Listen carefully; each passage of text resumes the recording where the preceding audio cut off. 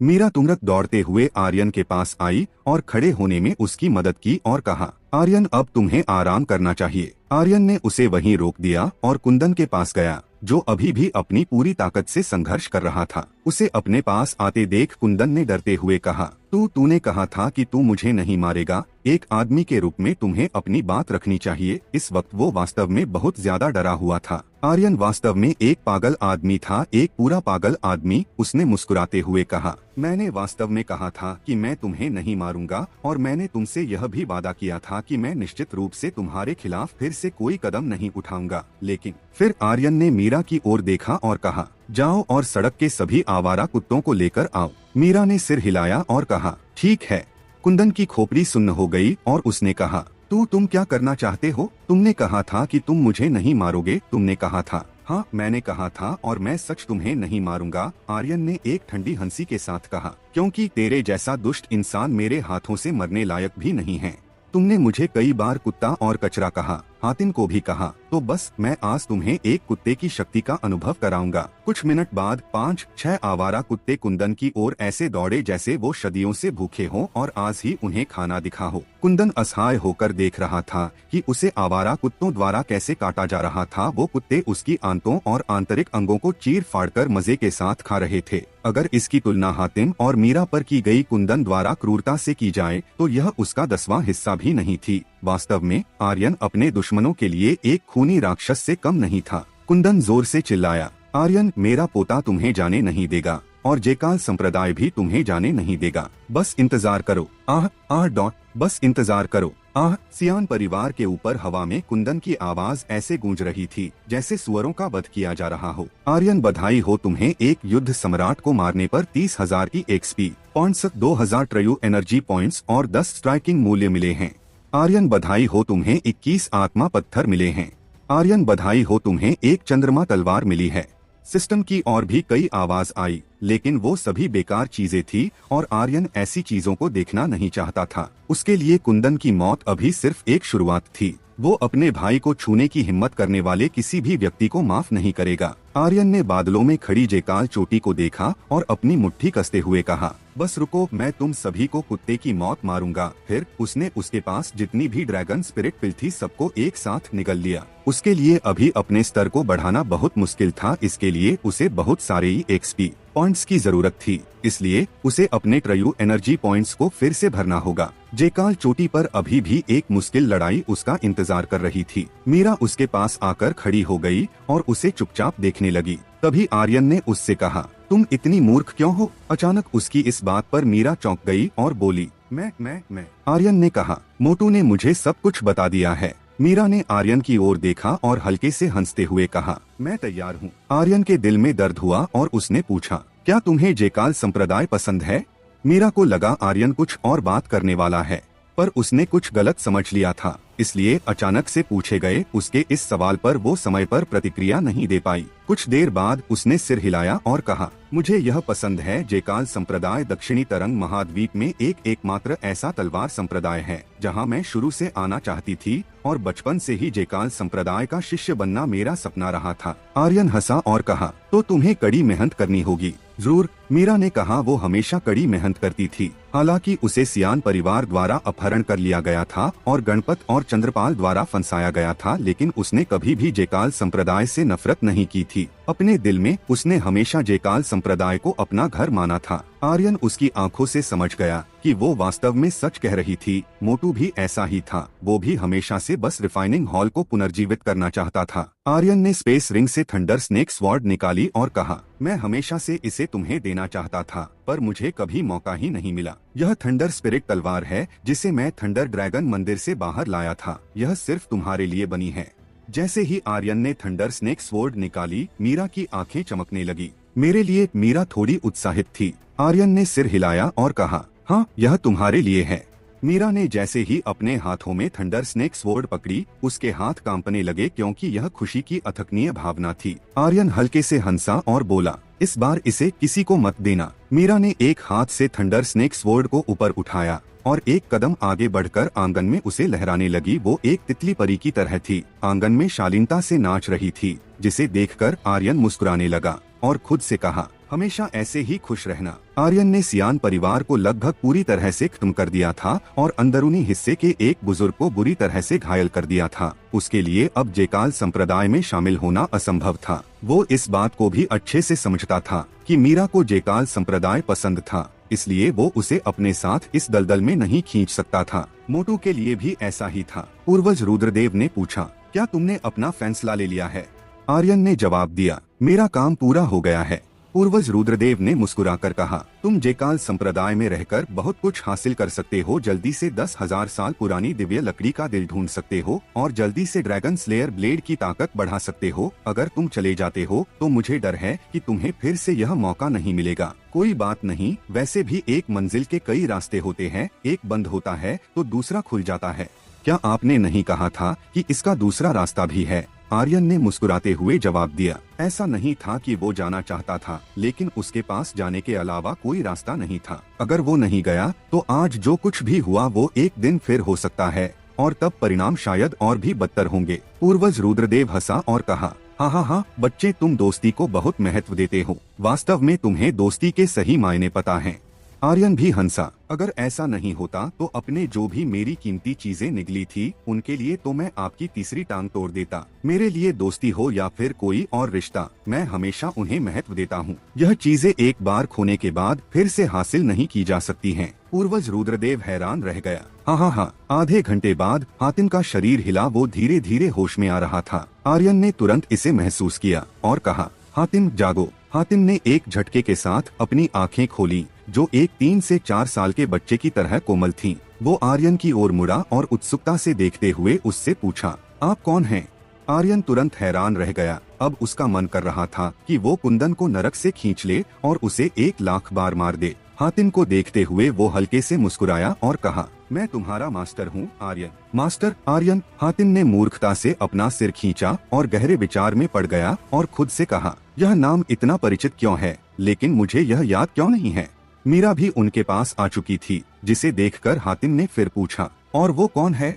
मीरा ने उत्सुकता से कहा, मैं मीरा हूँ। क्या तुम्हें मैं याद नहीं हूँ? मीरा? मुझे याद नहीं है, मुझे बिल्कुल भी याद नहीं है। हातिम एक बच्चे की तरह था, उसे कुछ भी याद नहीं था। आर्यन शब्द को हल्के से पहचानने के अलावा उसे कुछ भी याद नहीं था। आर्यन ने यह देखकर मन में दर्द की लहर महसूस की। पूर्वज रुद्रदेव ने कहा, यह मेरी अपेक्षा से बहुत बेहतर है। उसने बस अपनी यादें खोई हैं। शायद उसकी यादों को रक्त कीड़े द्वारा खा लिया गया है, लेकिन किस्मत से वो एक पागल नहीं बना। समय के साथ वो ठीक हो जाएगा, लेकिन उसे अपनी पिछली यादें याद नहीं रहेंगी। आर्यन ने सिर हिलाया और कहा, धन्यवाद पूर्वज। पूर्वज रुद्रदेव हंसने लगा। हातिम ने आर्यन की ओर देखा और पूछा, तुम सभी के नाम हैं, तो मैं कौन हूँ? तुम्हारा नाम हातिम है, आर्यन ने कहा। हाँ हातिम, हाँ, मुझे यह नाम पसंद है। हे। हातिम ने बच्चों की तरह खुश होते हुए कहा। यह पहली बार था जब आर्यन ने उसे इतनी खुशी से हंसते हुए देखा था। फिर वो भी उसके साथ हंसने लगा। इसके बाद आर्यन ने एक आर्मर निकाला और उसे देते हुए कहा, यह जायंट स्पिरिट आर्म्स की एक जोड़ी है, तुम इसे फ्यूज कर सकते हो। इसके अलावा ये दिव्य थंडर हथौड़ा है और ये भी तुम्हारे लिए हैं। मीरा ने जैसी ही उस हथौड़े को निकाला तो वो हैरान रह गई। फिर गुस्से में धीरे से बोली, यह एक डेविल हथियार है।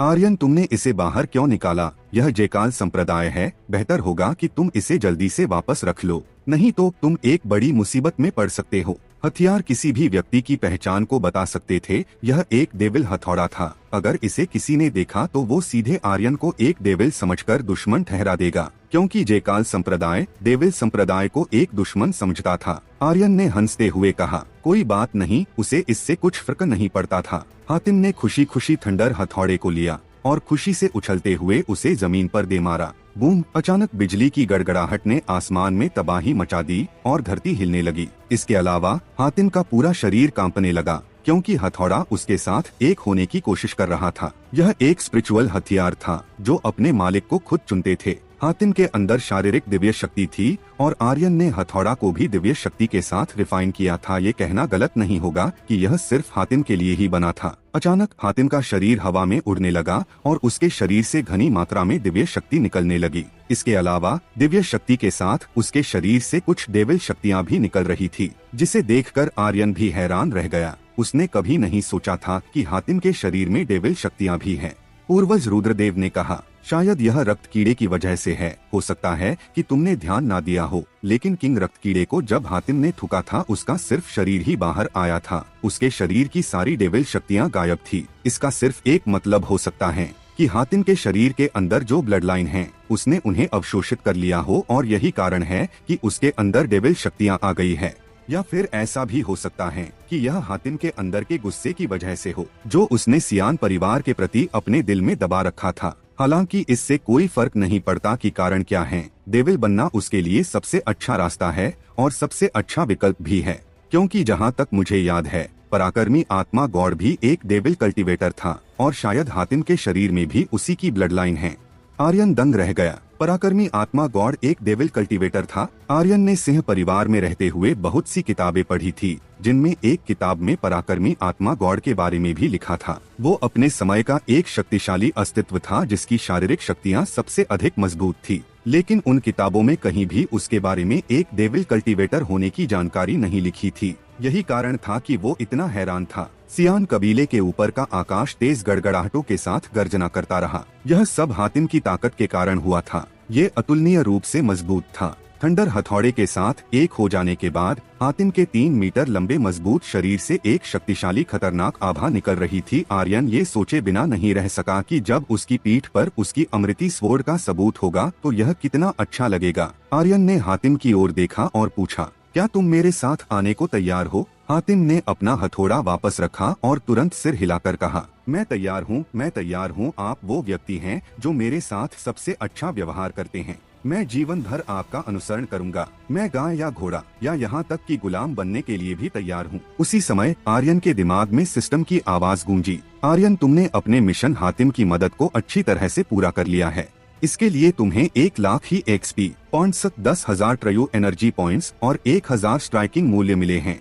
ओह चलो, शुक्र है कम से कम यह मिशन पूरा हो गया, वरना मुझे तो लगा था ऐसा होना इस बार तो मुमकिन नहीं है। वैसे इसके बदले विशेष पुरस्कार के रूप में मुझे क्या मिलेगा? आर्यन ने अपने मन में सोचा। तभी एक बार फिर से उसके दिमाग में सिस्टम की आवाज गूंजी, आर्यन बधाई हो, वारगॉड सिस्टम सक्रिय हो गया है।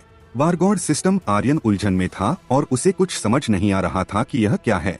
उसे पहले भी कई सिस्टम मिल चुके थे, लेकिन यह उन सभी में कुछ अलग था। फिर उसने जांच करने के लिए सिस्टम को खोला। सिस्टम वारगॉड सिस्टम विभाजित है। Power war god, demon war god, sword war god, wild blade war god, divine armour war god, अर्हत war god, sky water war god, royal spirit war god. विवर्ण प्रत्येक वारगॉड को विशेषज्ञ के द्वारा व्यक्तिगत रूप से वश में करने की आवश्यकता होती है। सफल माने जाने के लिए प्रत्येक वारगॉड को सिस्टम द्वारा मान्यता दी जानी चाहिए। विवरण 2-8 महान वारगॉड अपने पदों पर लौट आए हैं। वो एक विशेष पुरस्कार, संप्रदाय आदेश प्राप्त कर सकते हैं और एक संप्रदाय स्थापित कर सकते हैं। वर्तमान दिव्य शक्ति वारगॉड वापस आ गया है। सिस्टम की आवाज आई, जाहिर है कि यह दिव्य शक्ति वारगॉड हातिम था। आर्यन दंग रह गया। अरे सिस्टम, क्या तुम मुझे दिल के दौरे से मारना चाहते हो? क्या तुम मुझे इस दुनिया का राजा बनाना चाहते हो? मैंने सोचा नहीं था कि तुम इतने बढ़िया भी होगे। तुम इतनी बढ़िया चीज मुझे ऐसे कैसे दे सकते हो? हाँ, वारगॉड सिस्टम, मुझे यह पसंद आया। अगर मेरे पास सभी 8 वारगॉड होंगे तो यह कितना अच्छा होगा। हाँ, मैं सच में यह सोच कर खुशी से ही पागल हो जाऊंगा। आर्यन इस वक्त बहुत ज्यादा खुश था। एकमात्र हातिम वारगॉड ने ही उसे इतना खुश कर दिया था। वो वास्तव में यह सोच भी नहीं पा रहा था कि जब भविष्य में उसके पास ऐसे 7 वारगॉड होंगे तो क्या होगा। वारगॉड सिस्टम सक्रिय होने का मतलब था कि आर्यन के पास भविष्य में हातिम जैसे 7 वारगॉड और होंगे, यानी कि कुल मिलाकर 8 वारगॉड। आर्यन ये सोचने की हिम्मत भी नहीं कर पा रहा था कि वो दृश्य कैसा होगा। आर्यन ने अपने मन में सोचा, एक संप्रदाय की स्थापना, 8 महान वारगॉड रक्षक। अच्छा, मुझे बाकी के 7 वारगॉड को और ढूंढना होगा। फिर मेरा सिंह परिवार पूरे तरंग महाद्वीप पर हावी होगा। मैं अपने सिंह साम्राज्य को पूरे महाद्वीप पर सबसे शक्तिशाली अस्तित्व बना दूंगा। हाँ। मीरा ने जब आर्यन को इतना खुश देखा तो उसने पूछा, आर्यन क्या बात है? आर्यन ने जल्दी ही अपना संयम वापस पा लिया और कहा, कुछ भी नहीं। मैं हातिम को ठीक होते देखकर मैं खुश हूँ। मीरा ने आगे नहीं पूछा और कहा, अब तुम क्या करने वाले हो? आर्यन ने कहा, बहुत आसान है, मैं जेकाल संप्रदाय में जाऊंगा। बाबा, मीरा ने तुरंत जवाब दिया। यहाँ नहीं। आर्यन हंसा, मुझे जेकाल संप्रदाय में कुछ काम है। मीरा परेशान हो गई। वो आर्यन के लिए चिंतित थी और बोली, नहीं, तुम नहीं जा सकते, इस तरह एक डेविल हथौड़े के साथ तो बिल्कुल भी नहीं। अगर तुम ऐसे गए तो तुम बहुत बड़ी मुसीबत में पड़ जाओगे। ठीक है, आर्यन ने कहा और फिर अपने मन में सोचा कि वो इसे बाद में निकाल लेगा। फिर उसने हातिम से कहा, हातिम हथौड़े को रख लो। हातिम ने तुरंत अपना सिर हिलाया और कहा, ठीक है मास्टर। आर्यन ने फिर आगे कहा, जेकाल चोटी जाने से पहले हम अग्नि चोटी पर जाएंगे, मुझे वहाँ कुछ काम है। जेकाल चोटी परीक्षण मैदान। एक आदमी मंच के बीचों बीच खड़ा था, जिसके चेहरे पर गंभीर भाव थे और उसके शरीर से एक घनी आभा निकल रही थी जिसने पूरे मैदान में दबाव बनाकर रखा हुआ था, जिससे हर कोई थोड़ा असहज महसूस कर था। यह आदमी कोई और नहीं बल्कि चंद्रपाल का बड़ा भाई रामपाल था, जो एक लेवल 7 का युद्ध सम्राट था। उसकी उपस्थिति ने पूरे बाहरी हिस्से को बेहद उत्पीड़ित महसूस कराया। उसके पास में 2 लोग खड़े थे, एक था गणपत और दूसरा था चंद्रपाल। वो दोनों ही खुश नजर आ रहे थे। रामपाल की आवाज गहरी थी और उसने कहा, बुजुर्ग सरस्वती, आज मैं डेविल संप्रदाय के शिष्य को आपकी नाक के नीचे से सही सलामत जाने को लेकर आपसे बात करने आया हूँ। क्या आप मुझे इस बारे में कुछ समझा सकती हैं? पहचान की पुष्टि होने से पहले ही उसने यह मान लिया था कि आर्यन डेविल संप्रदाय का शिष्य है। रामपाल ने आगे कहा, मैं निश्चित रूप से अपने जेकाल संप्रदाय के 300 शिष्यों के मरने के मामले को इतनी आसानी से नहीं जाने दूंगा। जेकाल संप्रदाय भी एक जटिल अस्तित्व था। रामपाल हमेशा उन चारों बुजुर्ग से नाखुश रहा था। वो स्वॉर्ड हॉल का मुखिया था, जबकि वो चारों हिडन स्वॉर्ड पवेलियन के मुखिया थे। तलवार तकनीक और तलवार कौशल सभी उनके द्वारा नियंत्रित किए जाते थे। अगर रामपाल कुछ भी करना चाहता था तो उसे पहले संप्रदाय मास्टर की अनुमति लेनी पड़ती थी, लेकिन उन चारों को इसकी कोई जरूरत नहीं थी। यही कारण था कि वो उनसे नफरत करता था और उन्हें किसी भी हालत में नीचा दिखाना चाहता था। इस बार जब उसे मौका मिला तो वो इसे कैसे जाने दे सकता था। सरस्वती ने कहा, चलो यह तो ठीक है, लेकिन तब क्या होगा जब तुम्हारे लोग परीक्षा देने वाले शिष्यों की हत्या करना चाहते हो? रामपाल ने हंसते हुए कहा, मैं संप्रदाय के नियमों के अनुसार उनसे निपटूंगा। गणपत और चंद्रपाल के माथे से ठंडा पसीना बहने लगा और उनके शरीर कांपने लगे। तो फिर ठीक है। गणपत ने निजी तौर पर बाहरी हिस्से के 300 शिष्यों को शिकार के मैदान में जुटाया, यह कहते हुए कि वो परीक्षा की व्यवस्था को बनाए रखेगा, लेकिन वास्तव में वो एक शिष्य को निशाना बना रहा था जो परीक्षा दे रहा था। यह काम करने के लिए उसने कुंदन से रिश्वत ली थी और बुजुर्ग केशव को आर्यन की हत्या करने के लिए 300 शिष्यों के साथ भेजा था। सरस्वती मुस्कुराई और आगे बोली, जहाँ तक मैं समझ रही हूँ ऐसा इसलिए है क्योंकि सियान परिवार आर्यन के पास जो थंडर ड्रैगन मंदिर का गुप्त खजाना है उसे लेना चाहता है, और इस काम में उसकी मदद बुजुर्ग चंद्रपाल ने भी की। क्या मैं सही हूँ? गणपत का चेहरा बदबूदार हो गया, उसकी हथेलियों से पसीना बह रहा था। उसके बोलने का इंतजार किए बिना रामपाल ने मुस्कुराते हुए कहा, कल रात डेविल शक्ति महसूस की गई थी और यह दशकों में पहली बार है कि जब जेकाल संप्रदाय में किसी डेविल ने घुसपैठ की हो। यही कारण था कि बुजुर्ग गणपत ने परीक्षा को ठीक से जारी रखने के लिए और ये सुनिश्चित करने के लिए कि परीक्षा में कोई भी गड़बड़ न हो, बाहरी हिस्से के 300 शिष्यों और एक बुजुर्ग को भेजा था। तो मुझे बताओ कि इसमें क्या गलत है? दूसरी ओर आर्यन, उसने पल भर में उन सभी 300 शिष्यों को मार डाला था। वो सभी बाहरी हिस्से के एलिट शिष्य थे। केवल डेविल संप्रदाय के शिष्य ही इतने क्रूर होंगे। बुजुर्ग गणपत, क्या मैं सही हूँ? गणपत ने तुरंत कहा, हाँ, मैंने ऐसा इसलिए किया था ताकि परीक्षा में भाग लेने वाले सभी शिष्य सुरक्षित रहें, और अपने 300 शिष्यों को भेजो ताकि वो डेविल का पता लगा सके। लेकिन कौन जानता था कि आर्यन एक डेविल होगा और वो इतने क्रूर तरीके से उन सभी शिष्यों को मार देगा। वो सच में बहुत निर्दयी हैं। इतना बोलने के बाद उसका दिल शांत हो गया और वो इसके लिए रामपाल की तारीफ भी कर रहा था। सरस्वती की आंखें काली हो गईं और पूछा, ओह, अगर ऐसा है तो तुम्हारे पास सबूत भी होंगे। क्या तुम्हारे पास सबूत है कि आर्यन एक डेविल है और उसी ने उन सभी शिष्यों को मारा था? सबूत? गणपत ने तुरंत कहा, मेरे पास गवाह हैं। गवाह? सरस्वती ने आंखें भींच लीं। तभी उसके पीछे खड़े एक बुजुर्ग ने उससे नीची आवाज में कहा, जाहिर है कि वो लोग इस मामले में आर्यन को फंसाना चाहते हैं और वो तुम्हें निशाना बना रहे हैं। तो बेहतर होगा कि तुम उसे बच्चे के लिए खुद को मुसीबत में मत डालो, वो इस लायक नहीं है। सरस्वती ने उसे नजरअंदाज कर दिया और पूछती रही, गवाह कहाँ है? रामपाल ने मुस्कुराते हुए कहा, अभी गवाह को बुलाने की कोई जरूरत नहीं है। हमें पहले आर्यन का इंतजार करना होगा। अगर वो यहाँ नहीं आया तो इसका साफ मतलब है कि वो डेविल संप्रदाय से हैं और यही सबूत बहुत रहेगा। मोटू जोर से चिल्लाया, आर्यन डेविल संप्रदाय से नहीं है। मैंने खुद अपनी आंखों से उसे रक्तशोधन संप्रदाय के 1 दर्जन या उससे अधिक शिष्यों को मारते देखा है। तो मुझे बताओ कि अगर वो डेविल संप्रदाय से हैं तो वो यह क्यों करता और वो क्यों अपने लोगों को मारता? रामपाल ने हंसते हुए कहा, यही वो वजह है जिससे ये साबित होता है कि वो डेविल संप्रदाय का एक शिष्य है। अगर ऐसा नहीं होता तो वो अकेले रक्त शोध संप्रदाय के दर्जनों शिष्यों को नहीं मार सकता था। यह सुनकर मोटू निराश हो गया और धीमी आवाज में कहा, अगर ऐसा है तो चंद्रपाल ने मेरा फायर ब्लेड क्यों छीना? चंद्रपाल को तुरंत गुस्सा आया और उसने कहा, कुत्ते, तू सीधे मेरा नाम कैसे ले सकता है? मैं एक बुजुर्ग हूँ, तुम्हें क्या लगता है कि तुम कौन है? तभी रामपाल ने चंद्रपाल से पूछा, क्या तुमने सच में उसका फायर ब्लेड छीना था? चंद्रपाल ने गंभीर चेहरे के साथ कहा, मुझे यह भी नहीं पता कि वो किस बारे में बात कर रहा है। मैंने पहले कभी फायर ब्लेड नहीं देखा। वो बस मुझे बदनाम कर रहा है। एक बुजुर्ग को बदनाम करना, तुम मरने के लायक हो। रामपाल ने चिल्लाया हुए कहा। लॉ एनफोर्समेंट हॉल के लोग कहाँ है? थोड़ी देर बाद लॉ एनफोर्समेंट हॉल का एक बुजुर्ग वहां आकर खड़ा हो गया और बोला, यहाँ। रामपाल ने गुस्से में कहा, तुमने सुना ना कि मैंने अभी क्या कहा? एक बुजुर्ग को बदनाम करना मौत के योग्य अपराध है। हालांकि मैं बहुत दयालु व्यक्ति हूँ, इसलिए मैं उसे मौत की सजा नहीं दूंगा, लेकिन मैं उसके हाथों और पैरों की नसों को काट दूंगा और उसे पहाड़ से नीचे फेंक दूंगा। लॉ एनफोर्समेंट हॉल के बुजुर्ग की अभिव्यक्ति बदल गई और उसने कहा, महान बुजुर्ग यह। रामपाल की आंखें बुरी हो गईं और वो चिल्लाया, क्या तुम्हें मेरी बात सुनाई नहीं दी? सरस्वती ने कहा, लॉ एनफोर्समेंट हॉल केवल संप्रदाय मास्टर के आदेशों को मानता है। आप जैसे महान बुजुर्ग के पास उन्हें आदेश देने की पूरी शक्ति नहीं है। ओह, क्या ऐसा है तो ठीक है। रामपाल ने हंसते हुए एक बेज निकाला और उसे दिखाते हुए बोला, महान बुजुर्ग सरस्वती, क्या आपके पास ये है?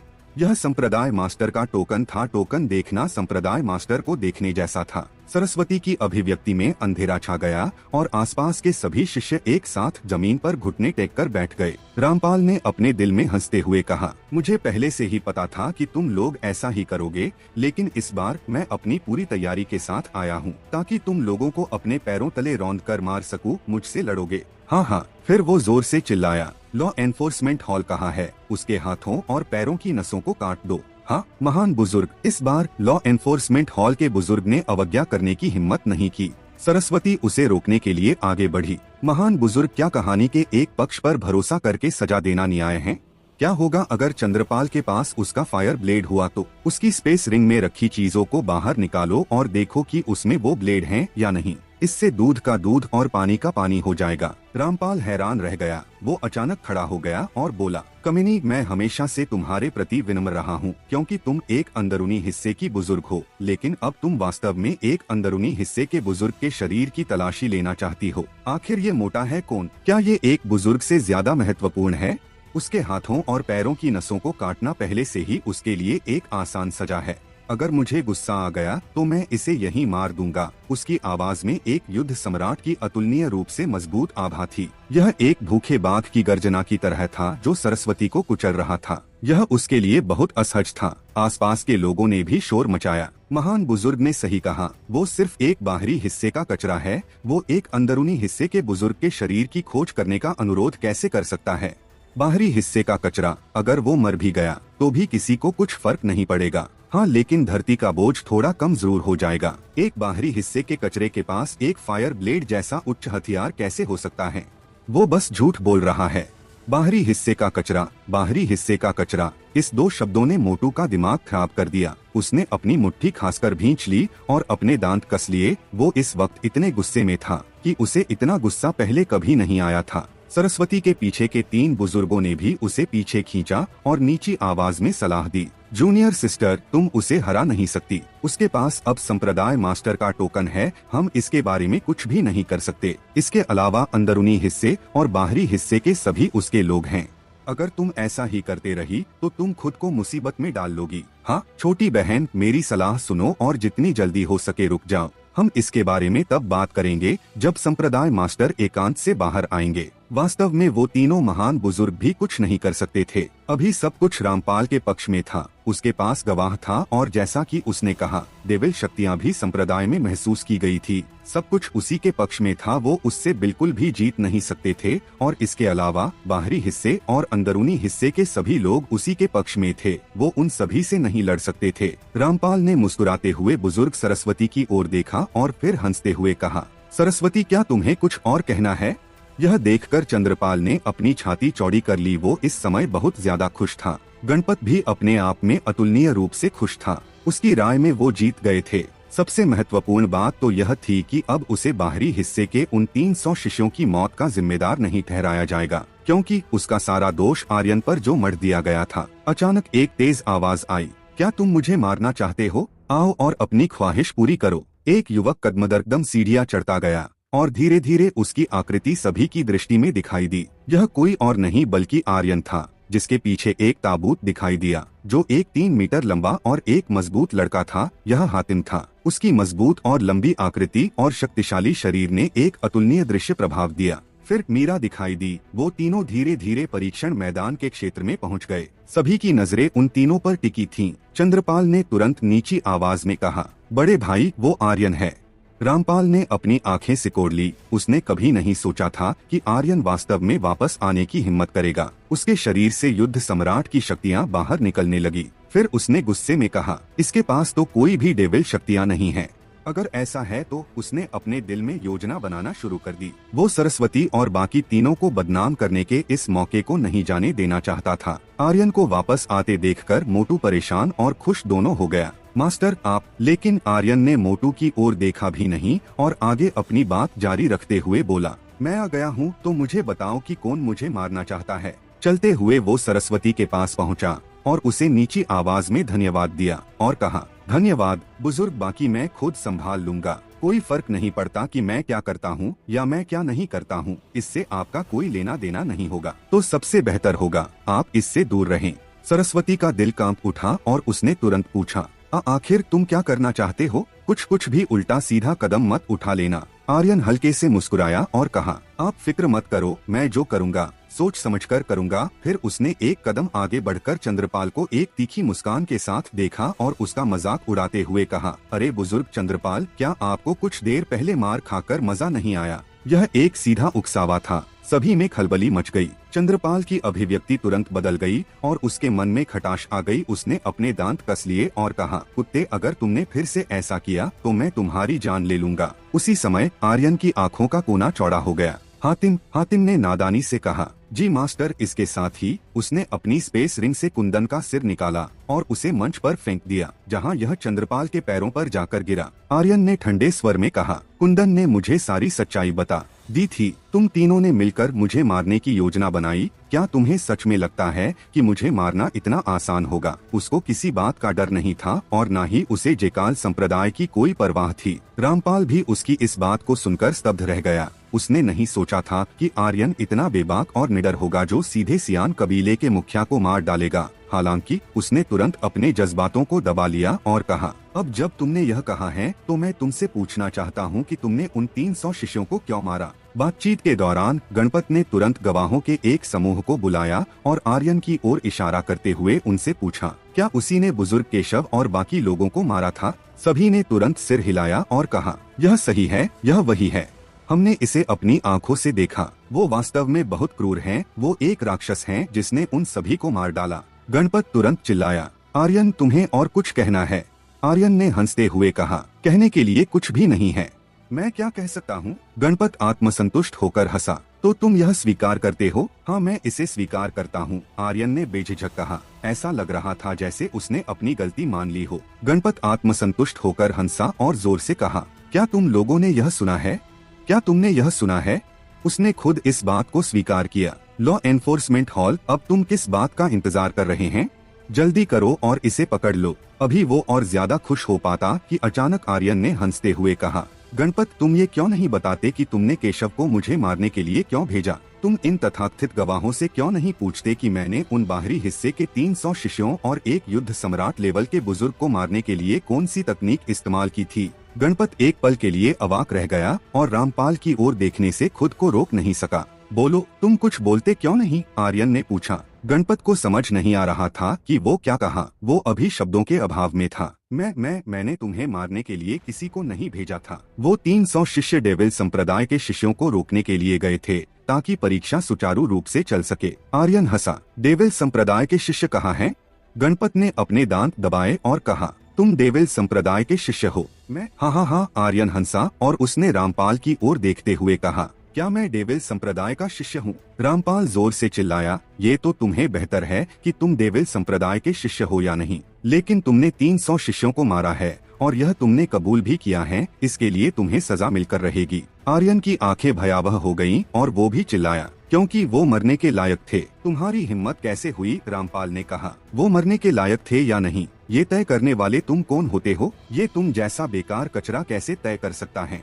आर्यन बुरी तरह हंसा। मैं बेकार हूँ, है ना? उसी पल उसके शरीर से शक्तियाँ फूट पड़ी और उसने चिल्लाते हुए कहा, आज मैं आर्यन तुम्हारे जेकाल संप्रदाय को चुनौती देता हूँ। मैं देखना चाहता हूँ कि कचरा कौन है। गणपत, क्या तुम मुझे मारना नहीं चाहते थे? आओ, मैं तुम्हें चुनौती देता हूँ। उसके इस अहंकारी और घमंडी रूप को देखकर वहाँ हर कोई दंग था। मोटू राम भी मूक था, मीरा भी मूक थी और तीनों महान बुजुर्ग भी दंग थे, मानो किसी को कुछ समझ नहीं आ रहा हो कि वो क्या करना चाहता है। चंद्रपाल के मुंह का कोना मुड़ गया और वो बुरी तरह से हंसा। तुमने अभी क्या कहा? आर्यन ने एक एक शब्द कहा। मैंने कहा, मैं तुम्हारे पूरे जेकाल संप्रदाय को चुनौती देना चाहता हूँ। हाँ हाँ हाँ हाँ हाँ हाँ हाँ हाँ हाँ। सभी लोग ठहाका लगाकर हंस पड़े। वो लगातार उसका मजाक उड़ा रहे थे। उनकी नजरों में पूरे जेकाल संप्रदाय को चुनौती देना मूर्खता भरा कदम था। यहाँ तक कि एक युद्ध सम्राट भी ऐसा करने से पहले 100 बार सोचेगा, और वो तो सिर्फ एक लेवल 6 का युद्धराज था। इस तरह अगर वो मूर्ख नहीं था तो वो निश्चित रूप से दिमाग से पैदल था। मैं उसे सबक सिखाता हूँ। एक शिष्य अपनी तलवार पर उड़कर बाहर आया और आर्यन के सामने आकर खड़ा हो गया। उसी समय हातिम एक कदम आगे बढ़ा। उसकी पीठ पर एक विशाल ताबूत था जिसका वजन कम से कम 5000 किलो होगा। जब उसने अपना कदम आगे बढ़ाया तो उसके पीछे जमीन पर एक गहरा गड्ढा बन गया। इससे पहले कि वो शिष्य आर्यन के और पास जा पाता, हातिम ने उसे बुरी तरह से थप्पड़ मारा और मूर्खता से कहा, मास्टर ने कहा वो गणपत को चुनौती देना चाहता है। हातिम की हथेली अतुलनीय रूप से खतरनाक थी, जो सीधे शिष्य के चेहरे पर जाकर लगी, जिससे वो एक चकरघिन्नी की तरह घूमते हुए जमीन पर गिर गया। उसके चेहरे के एक तरफ 5 उंगलियों के आकार का निशान पड़ गया और उसकी खाल के नीचे की उसकी सभी हड्डियां टूट गई थीं। दूसरी ओर उसके सिर से खून बह रहा था। उसका शरीर कई बार हिला और फिर शांत हो गया। वो मर चुका था। हातिम फिर से पीछे हट गया। उसे देखकर ऐसा लग रहा था मानो जैसे उसने कुछ किया ही ना हो। हर कोई स्तब्ध रह गया। पूरा मैदान शांत था। यह इतना शांत था कि हर किसी के दिल में घबराहट पैदा हो गई। वो डर महसूस करने से खुद को रोक नहीं पाए। वो बाहरी हिस्से का एक शिष्य था जिसकी शक्तियाँ एक युद्धराज के चरम पर थी, लेकिन फिर भी उसे सिर्फ एक ही थप्पड़ से मार दिया गया। इससे हातिम की खतरनाक शक्तियों का अंदाजा लगाया जा सकता था। इसके अलावा ये तब था जब उसने अपनी पीठ पर एक विशाल ताबूत उठाया हुआ था। उसने अभी अपनी पूरी ताकत का बिल्कुल भी इस्तेमाल नहीं किया था। अगर उसने अपनी पूरी ताकत का इस्तेमाल किया होता तो वो ये अंदाजा नहीं लगा सकते थे कि फिर क्या होता। हातिम ने नादानी से कहा, मेरे मास्टर ने कहा कि वो गणपत को चुनौती देना चाहते हैं। आर्यन ने भी कहा, क्या हुआ गणपत, आओ, क्या तुम मुझे मारना नहीं चाहते? यह एक अच्छा मौका है, तुम्हें इसका फायदा उठाना चाहता है। आर्यन बहुत ज्यादा अहंकारी था। रामपाल उसे किसी भी तरह से मारना चाहता था और यह एक अच्छा मौका था। फिर वो जोर से चिल्लाया, बुजुर्ग गणपत। बिना एक भी शब्द कहे गणपत ने तुरंत एक कदम आगे बढ़कर आर्यन से कहा, कमीने, मैं तुमसे उन 300 शिष्यों की मौत का बदला लूंगा जिन्हें तुमने मारा था। उसकी बात खत्म होने से पहले ही आर्यन ने कहा, अब इन बेकार बातों को छोड़ो और जल्दी करो, आओ। तभी मोटू ने जोर से कहा, मास्टर। उसके बाद मीरा ने भी चिंता से कहा, आर्यन। लेकिन आर्यन ने उन्हें एक अजनबी की तरह देखा और हंसते हुए कहा, तुम लोग कौन हो? क्या तुम लोग देख नहीं पा रहे कि मैं यहाँ किसी से मुकाबला करने जा रहा हूँ? वो दोनों तो बस आर्यन के लिए चिंतित थे, और होते भी क्यों नहीं। आखिर उसने पूरे जेकाल संप्रदाय को चुनौती दी थी। हालांकि आर्यन के उन शब्दों को सुनकर उन्हें एक झटका लगा, मानो जैसे वो उन्हें जानता ही ना हो। उसकी आंखों में भी एक अलग भावना थी जिसने उन्हें यह महसूस कराया कि वो अपरिचित था। मोटू और मीरा दोनों दंग रह गए, विशेष रूप से मीरा। जब से उन्होंने ने मैदान में प्रवेश किया था, उसे लगा जैसे कि आर्यन पूरी तरह से एक अलग व्यक्ति बन गया है। यह एक अजीब एहसास था। गणपत ने अपने हाथ हिलाए और अपने पंजों से आर्यन के गले पर वार करते हुए चिल्लाया, कुत्ते, मैं तुम्हें जान से मार दूंगा। उसकी गति हवा की तरह तेज थी। जिस समय उसने हमला किया उसी समय उसके शरीर से खतरनाक शक्तियां बाहर निकली। आर्यन के मुंह का कोना पीछे की ओर मुड़ गया क्योंकि वो मुस्कुरा रहा था। उसने अपना दाहिना हाथ हिलाया और धीरे से कहा, दाहिने हाथ की जादुई शक्ति। इसके तुरंत बाद उसके दाहिने हाथ में तेजी से शक्तियां इकट्ठा होने लगी। साथ ही उसने गणपत के वार को भी चकमा दे दिया, लेकिन वो पीछे नहीं हटा था। वो तुरंत ही आगे की ओर भागा। इस वक्त वो अपने मन में सोच रहा था, जो कोई भी मेरे लोगों को नुकसान पहुंचाने के बारे में सोचेगा, मैं उसे जान से मार दूंगा। टेलीपोर्ट। उसका शरीर अचानक गायब हो गया और यह देखकर गणपत हैरान रह गया। जब तक उसे कुछ समझ आता कि वो कहाँ गया, तब तक आर्यन का हाथ उसके हाथ से पहले ही टकरा चुका था। क्रैक गणपत के हाथ की हड्डियां टूट गई और उसका हाथ तेज दर्द से सुन्न पड़ गया और उसके हाथ की उंगलियों से खून रिसने लगा।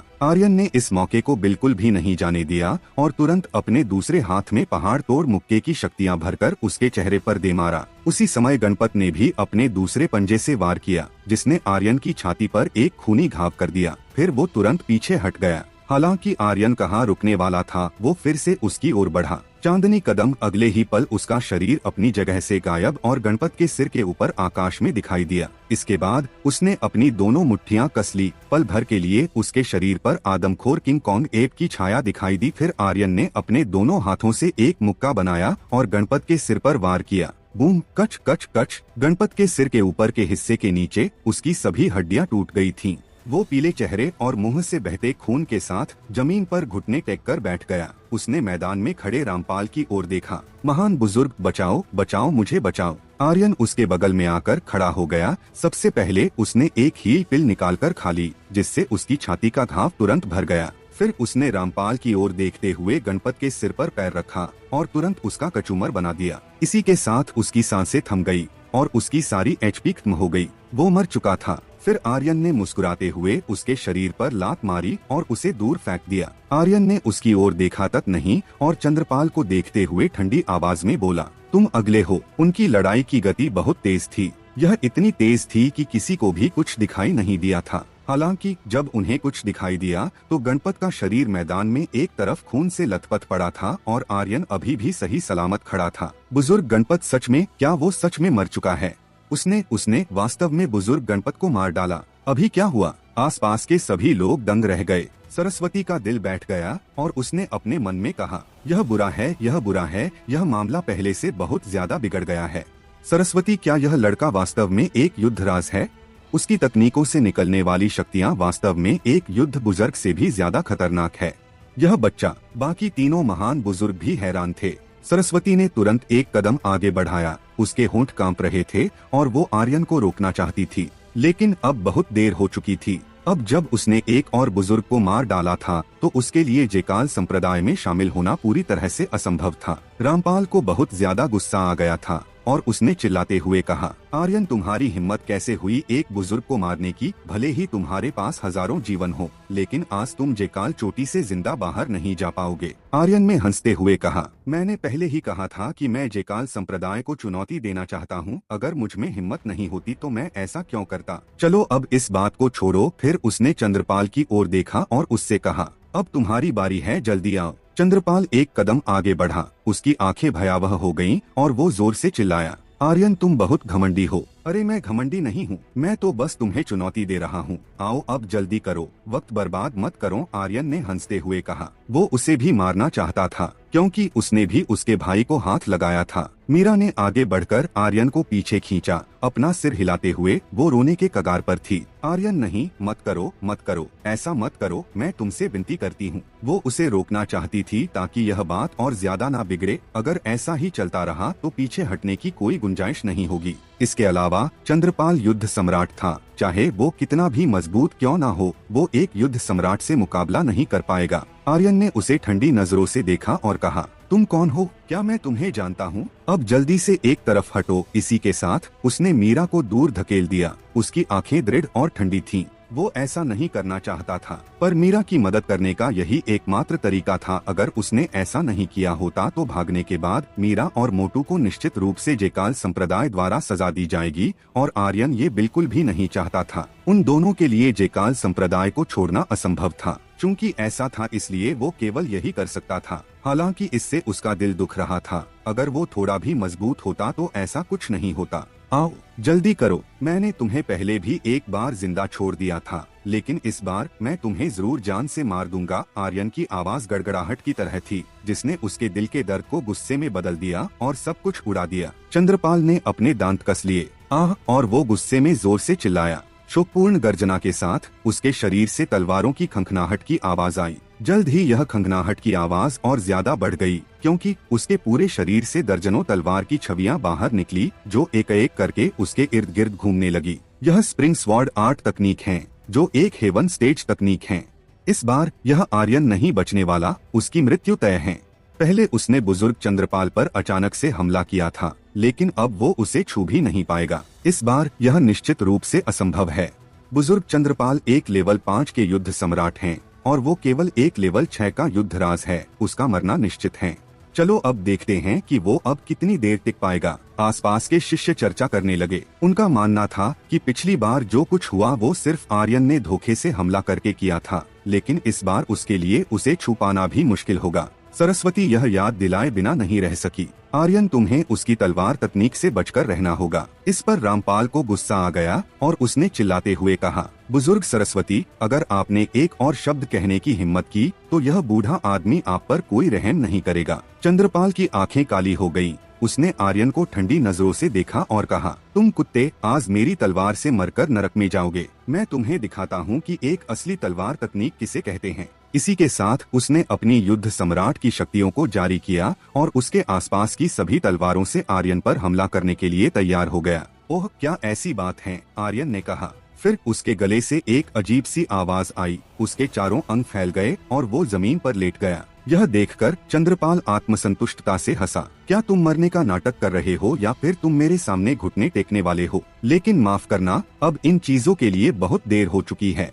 उसकी बात खत्म होने से पहले ही आर्यन चिल्लाया, टोडिंग स्किल। अचानक उसका शरीर हिला और एक तोप के गोले की तरह चंद्रपाल की ओर उछला। चंद्रपाल के पास एक रक्षात्मक स्पिरिचुअल खजाना था, इसलिए उसके खिलाफ सामान्य हमले बेकार थे, लेकिन टोडिंग कौशल की आक्रमण शक्ति अलग थी। क्या वो पागल है? आखिर वो क्या करना चाहता है? वो सीधे उसकी ओर कैसे जा सकता है?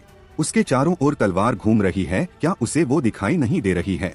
सभी लोग आपस में बात करने लगे। हाँ, तुम मौत को गले लगा रहे हो, चंद्रपाल ने भी हंसते हुए कहा। उसके शरीर के चारों ओर घूमने वाली तलवारें आर्यन की ओर मुड़ गई, जो उसे कई टुकड़ों में काटने के लिए तैयार थी। हालांकि जैसे ही वो तलवारें आर्यन के शरीर से टकराती गई, वो एक एक करके हवा में गायब होने लगी। आर्यन का शरीर एक पानी के सांप की तरह था, जिसे कोई भी तलवार छू तक नहीं पा रही थी। तलवार की सभी छवियां टूटी हुई तलवारों की तरह नीचे गिर रही थीं। अचानक आर्यन ने अपने दिल में जोर से चिल्लाया, सोलस्टम तकनीक। उसकी गति दोगुनी हो गई और वो एक टूटते सितारे की तरह सीधे चंद्रपाल के पास पहुंच गया और उसके पेट में एक जोरदार लात मारी। चंद्रपाल का शरीर अंदर की ओर थोड़ा मुड़ गया। इसी के साथ उसके चेहरे पर दर्द का भाव दिखाई दिया और उसने चिल्लाते हुए कहा, यह सब कुछ बेकार है, तुम मेरा कुछ नहीं बिगाड़ सकते। बूम! अगले ही पल वो पीछे की ओर उड़ते हुए गया और मंच के निचले हिस्से से जाकर टकरा गया। फिर बिना किसी हिचकिचाहट के वो जमीन से खड़ा हो गया और उसने हंसते हुए कहा, क्या तुम्हारे पास बस इतनी ही ताकत है? अगर ऐसा है तो तुम मुझे एक खरोंच तक नहीं पहुंचा पाओगे। हाँ। आर्यन के मुंह का कोना उठा और वो हल्के से हंसा और कहा, क्या ऐसा है?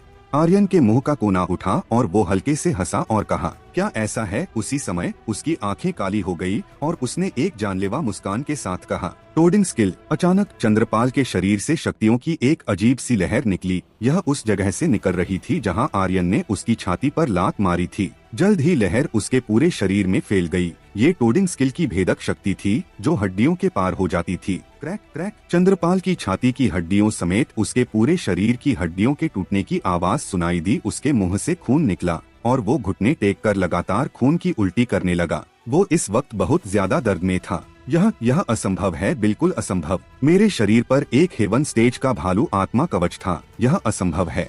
बड़े भाई, मुझे बचाओ। उसके मुंह से ताज़ा खून बह निकला। उसके अंदरूनी अंगों को ऐसा लगा जैसे उन्हें पीसा जा रहा हो। वो बेतहाशा पिसने से बहुत ज्यादा दर्द में था। आर्यन कदम दर कदम आगे बढ़ता गया और चंद्रपाल के पास आया। फिर हंसते हुए बोला, तुम विजय नाम का गीत क्यों नहीं गाते? चंद्रपाल ने उसकी ओर देखा और दांत पीस लिए। अभी उसका मन आर्यन को जान से खत्म करने का कर रहा था। आर्यन ने मुस्कुराते हुए कहा, क्या तुम मेरे नाम का गीत नहीं गाने वाले? चलो छोड़ो, तुमसे नहीं हो पाएगा। इससे अच्छा तुम्हें मर जाना चाहिए। आर्यन का शरीर हिल गया और उसने तुरंत एक हाथ से चंद्रपाल की गर्दन पकड़ ली। फिर उसने अपनी गर्दन घुमाकर मंच पर खड़े रामपाल की ओर देखा और हंसते कहा, अगला। इसी के साथ उसने चंद्रपाल की गर्दन पीछे की ओर घुमा दी। आर्यन, बधाई हो, तुम्हें एक युद्ध सम्राट को मारने पर 32,000 EXP पॉइंट्स, 3,000 ट्रयू एनर्जी पॉइंट्स और 10 स्ट्राइकिंग मूल्य मिले हैं। आर्यन, बधाई हो, तुम्हें एक बियर स्पिरिट आर्मर मिला है। आर्यन, बधाई हो, तुम्हें एक फायर खंजर मिला है।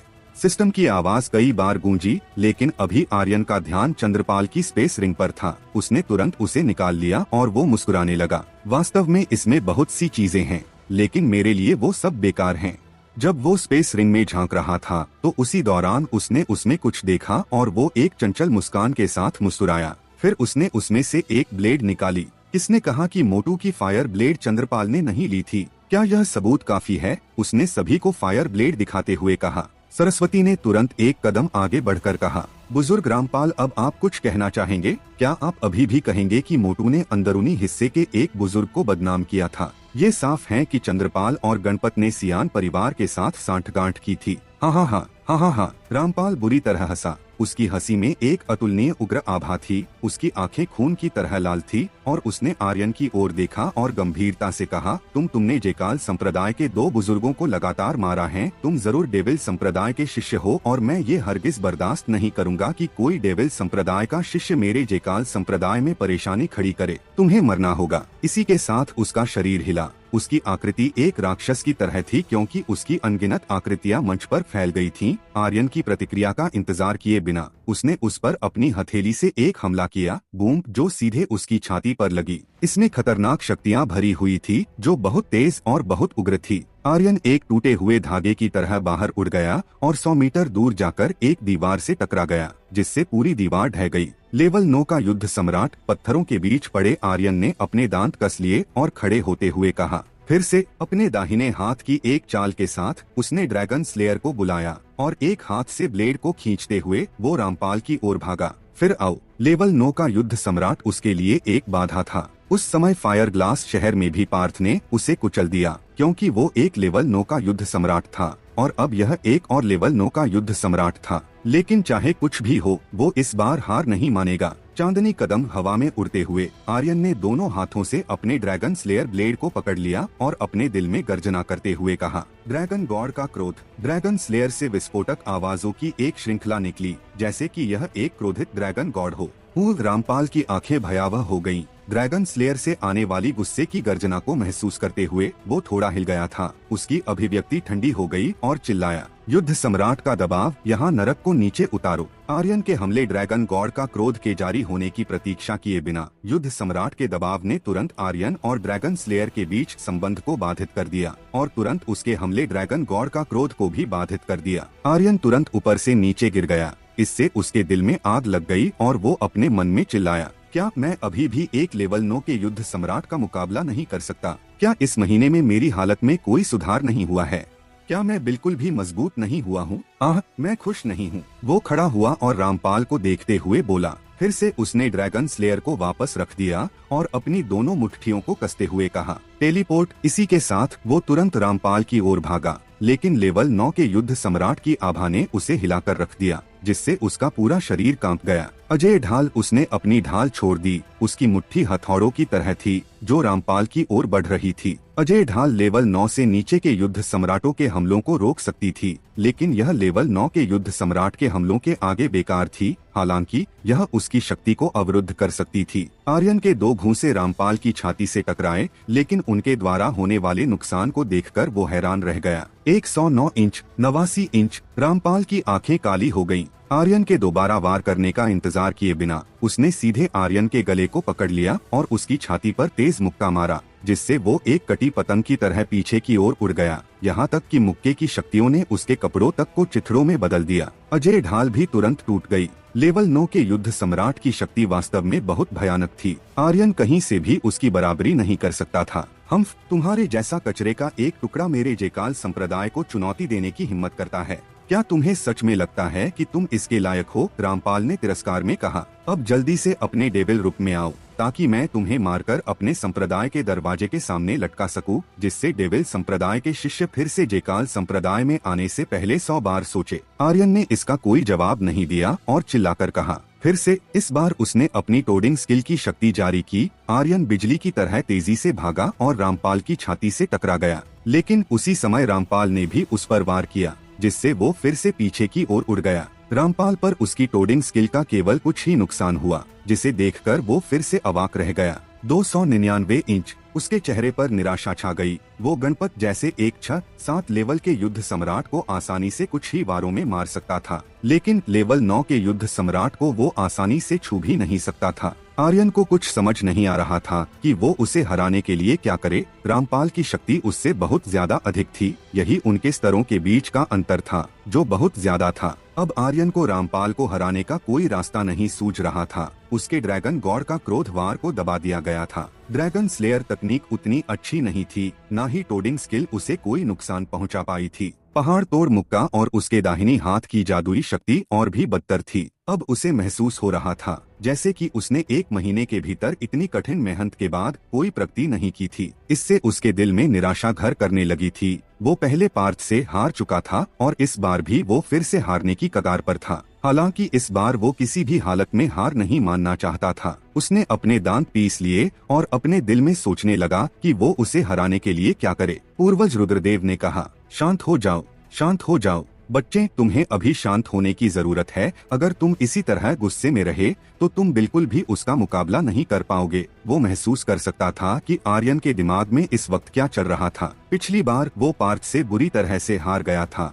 और कुचले जाने की उस भावने ने उसके अंदर इतना गुस्सा पैदा कर दिया कि उसने 1 महीने तक लगातार कड़ी मेहनत की ताकि वो मजबूत बन सके और कुचले जाने की उस भावना से बच सके। हालांकि इतनी मेहनत के बावजूद भी यह केवल ऐसा था जैसे कि उसने एक रेत के कण के बराबर भी शक्ति हासिल नहीं की हो। वो अभी भी रामपाल के हाथों द्वारा कुचला जा रहा था। हफ आर्यन ने सांस छोड़ते हुए कहा, पूर्वज, ये याद दिलाने के लिए आपको धन्यवाद, लेकिन बाकी मामलों को मैं खुद संभाल लूंगा। उसका दिल तुरंत शांत हो गया। पार्थ बहुत ज्यादा मजबूत था। वो दक्षिणी तरंग महाद्वीप पर युवा पीढ़ी का सबसे शक्तिशाली इंसान था, लेकिन आर्यन ने ठान रखा था कि वो उससे भी ज्यादा मजबूत बनेगा और उसे एक कुत्ते से भी बुरी मौत मारेगा। आर्यन की नजरें अभी रामपाल को एकटक देख रही थी और वो शांत होने के लिए लंबी लंबी सांसें छोड़ रहा था। फू फू फू, इससे उसकी सांसें शांत हो रही थीं। रामपाल ने मुस्कुराते हुए उसे देखा और कहा, अरे क्या हुआ कचरे, क्या तुम अब और नहीं लड़ना चाहते? अब तुम्हारा वो घमंड और अहंकार कहाँ गया?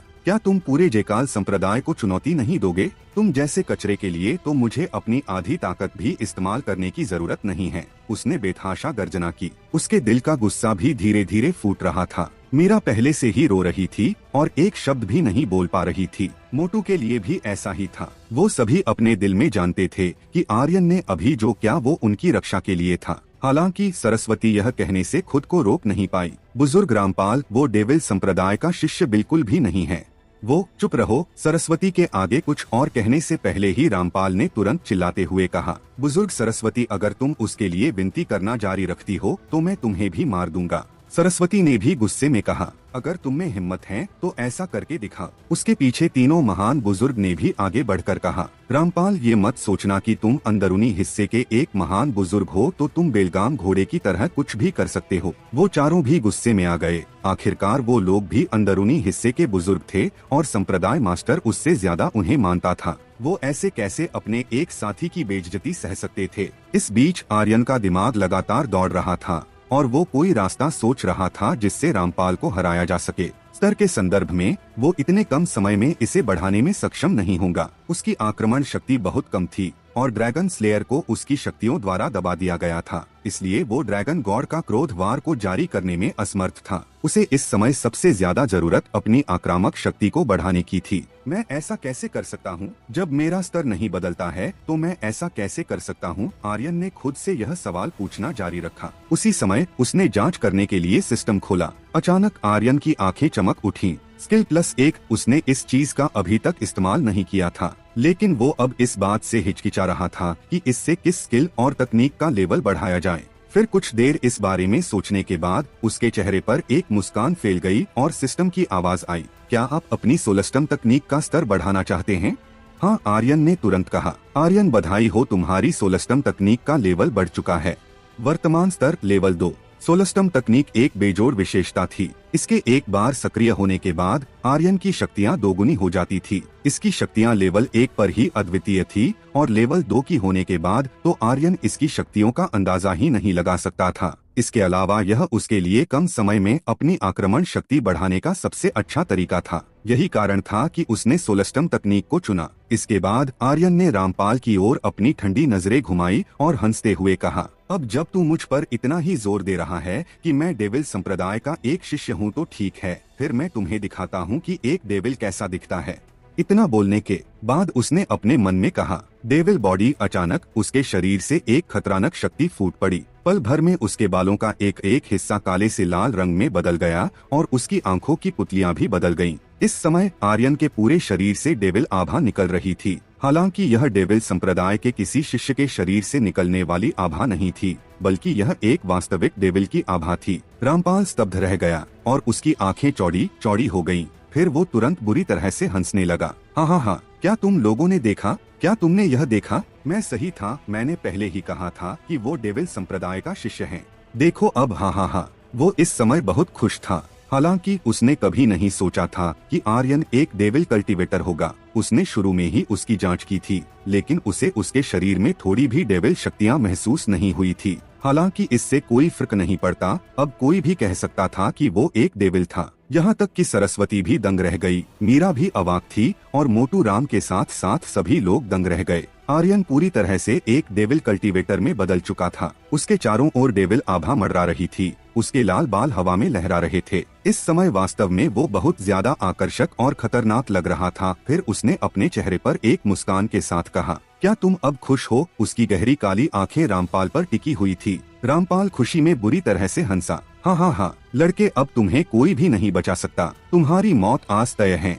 आर्यन मुस्कुराया और ड्रैगन स्लेयर बाहर निकाला, फिर फायर ब्लेड बाहर निकाली और अंत में एक डार्क खंजर बाहर निकाला। यह तीनों ब्लेड थी। आर्यन की खून की तरह गहरी लाल आंखें रामपाल को देख रही थी और उसके दिमाग में 3 स्वर्गीय आत्मा तकनीक की छवियां दिखाई दे रही थी। इस अवधि के दौरान वो 3 स्वर्गीय आत्मा तकनीक की चालों का अध्ययन कर रहा था। इस समय उसके शरीर से लगातार एक खूनी लाल रंग की धुंध निकल रही थी, जो उसके शरीर को चारों ओर से ढक रही थी। अचानक उसकी आंखें डरावनी हो गई और उसकी आवाज भी पहले से बदल गई थी। 3 स्वर्गीय आत्मा तकनीक, वो अपने दिल में एक बार फिर से चिल्लाया। सोलस्टम तकनीक। इसी के साथ उसके शरीर में शक्तियां तेजी से बहने लगी, जिन्हें उसका शरीर ठीक से संभाल भी नहीं पा रहा था। उसके शरीर की सभी विशेषताओं की शक्ति 4 गुना हो गई थी, जो बहुत ही ज्यादा खतरनाक थी। इसके अलावा उसके शरीर से निकलने वाली खूनी लाल रंग की धुंध पूरे मैदान में फैल चुकी थी। आकाश में काले बादलों की जगह लाल रंग के बादल छा गए थे। हवाओं में डेविल शक्तियों ने कोहराम मचा दिया था। इस बीच आर्यन का शरीर धुंध में कहीं गायब हो गया था। रामपाल ने अपने चारों तरफ देखा, लेकिन उसे कुछ भी नहीं दिखाई दे रहा था। जब वो सामने की ओर देख रहा था तो उसके पीछे 3 जोड़ी आंखें दिखाई दी। अगले ही पल रामपाल को अपनी पीठ में दर्द महसूस हुआ और यह दर्द तुरंत इतना बढ़ गया कि वो अपने शरीर को हिला भी नहीं पा रहा था। कोशिश करने के बावजूद वो बस इतना देख पाया कि उसकी पीठ के पीछे आर्यन की 3 आकृतियां थी, जिन्होंने उसकी पीठ में 3 अलग अलग ब्लेड घुसा रखी थी। वो एक लेवल 9 का युद्ध सम्राट था, लेकिन फिर भी वो आर्यन के इस वार को नहीं देख पाया था। थोड़ी देर बाद जैसे ही आर्यन ने अपनी तीनों ब्लेड खींची, रामपाल को अपने शरीर में एक भयानक दर्द महसूस हुआ, जैसे कि वो अलग होने वाला था। यह भावना बेहद असहज थी। रामपाल इसे और बर्दाश्त नहीं कर सका और उसके मुंह से खून बह निकला। उसकी पीठ के कपड़ों के साथ उसकी छाती के भी कपड़े फट गए। शायद आर्यन की तीनों ब्लेड का वार उसकी छाती के आर पार हो गया था। एक बार फिर से उसके मुंह से खून निकला और उसके घाव से भी खून टपकने लगा। उसके सिर के ऊपर एक चमकीला लाल नंबर तैर रहा था, 3099,990। यह एक भारी नुकसान था। हालांकि यह उसे मारने के लिए अभी भी काफी नहीं था। यह सिर्फ एक गहरे घाव की तरह था। वास्तव में आर्यन का यह हमला बहुत ज्यादा खतरनाक था। अगर रामपाल की जगह कोई लेवल 8 का युद्ध सम्राट होता तो वो इस हमले से तुरंत मर जाता। आर्यन का शरीर भी थोड़ा ढीला हो गया और उसके हाथों से ड्रैगन स्लेयर छूटकर नीचे गिर गया। क्रैक फायर ब्लड में भी दरार आ गई। वास्तव में यह भी उन शक्तियों को बर्दाश्त नहीं कर सकी। आर्यन का दिल चुपके से कस गया। क्या अफसोस है, यह मूल रूप से मोटू राम का हथियार था, लेकिन अब यह टूटने वाला था। फिर आर्यन ने तुरंत तीनों ब्लेड को वापस रख दिया और मुस्कुराते हुए रामपाल से कहा, रामपाल, क्या मजा आया। फिर उसने अपनी मुट्ठी को कसकर पकड़ लिया। उसके चारों ओर की लाल धुंध छटने लगी और एक ठंडी हवा चलने लगी। देखते ही देखते उसके हाथों में एक सफेद स्वार्ड आ गई। नीली लौ दिव्य स्वार्ड। यह तो जेकाल संप्रदाय की 3 महान पवित्र स्वार्ड्स में एक है। यह वास्तव में नीली लौ दिव्य स्वार्ड है, लेकिन उसके पास यह कहां से आई? वो तो एक डेविल है। हर कोई आर्यन के हाथों में उस स्वॉर्ड को देखकर हैरान रह गया और आपस में चर्चा करने लगा। रामपाल की आंखें भयावह हो गई जो नीली लौ दिव्य स्वॉर्ड पर टिकी हुई थी। अचानक नीली लौ दिव्य स्वॉर्ड से एक तेज चमक बाहर निकली जिसने रामपाल की छाती पर वार किया और उसे दूर उड़ाकर फेंक दिया। यह इसलिए था क्योंकि वो उस स्वॉर्ड को समझने की कोशिश कर रहा था, लेकिन उसके बाद उसने उस पर नजर भी नहीं डाली। युद्ध सम्राट का क्षेत्र वास्तव में भयानक था, लेकिन सिर्फ एक तलवार की शक्ति के साथ रामपाल जैसे एक महान बुजुर्ग को पीछे की और कई 100 मीटर तक धकेलने में सक्षम होना वास्तव में बहुत खतरनाक अस्तित्व था। आर्यन के हाथों में जो नीली लौ दिव्य स्वॉर्ड थी वास्तव में बहुत ज्यादा शक्तिशाली थी। रामपाल ने मुड़कर आर्यन की ओर देखा और कहा, तू कुत्ते आज जरूर मरेगा। वो वास्तव में इस बात से हैरान था कि वो एक स्वॉर्ड इस्तेमाल कर रहा था। आर्यन के मुंह का कोना थोड़ा ऊपर की ओर उठा और उसने एक तीखी मुस्कान के साथ हातिम की ओर देखा और कहा, हातिम। हातिम ने तुरंत सिर हिलाया और कहा,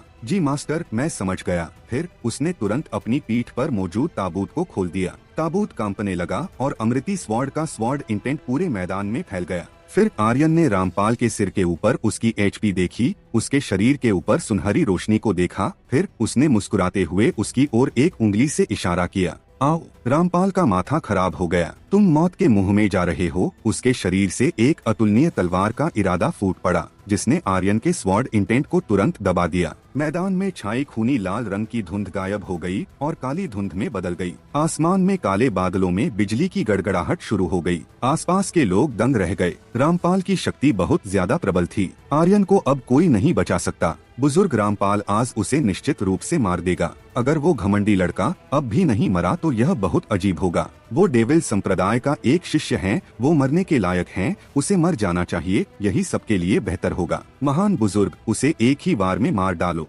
सभी लोग आपस में बात करने लगे और चिल्लाने लगे। सरस्वती भी आगे बढ़ने की कोशिश कर रही थी, लेकिन उसे बाकी तीनों महान बुजुर्ग ने पकड़ा हुआ था। उसका चेहरा कागज की तरह सफेद था। आर्यन को देखते हुए उसका दिल कस गया। अब उसे कोई नहीं बचा सकता। यह बहुत ही अफसोस की बात है कि उसके जैसा एक काबिल लड़का ऐसा ही मर जाएगा। एक महान बुजुर्ग ने उसे समझाते हुए कहा, सरस्वती, वो एक डेविल संप्रदाय का शिष्य है, वो हमसे अलग है, उसका रास्ता हमसे अलग है।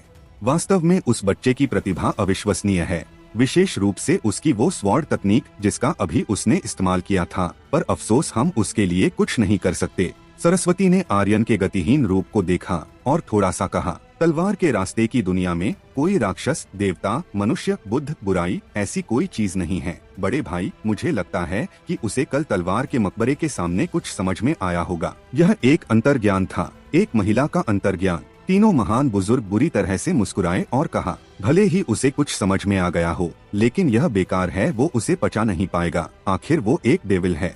तुम और मैं दोनों जानते हैं कि तलवार मकबरे में चीजें बहुत गहरी हैं। तुमने उन्हें समझने के लिए अपना आधा जीवन बिता दिया, लेकिन फिर भी तुम इसे पूरी तरह से समझ नहीं पाई। फिर वो एक दिन में इसे कैसे समझ सकता है?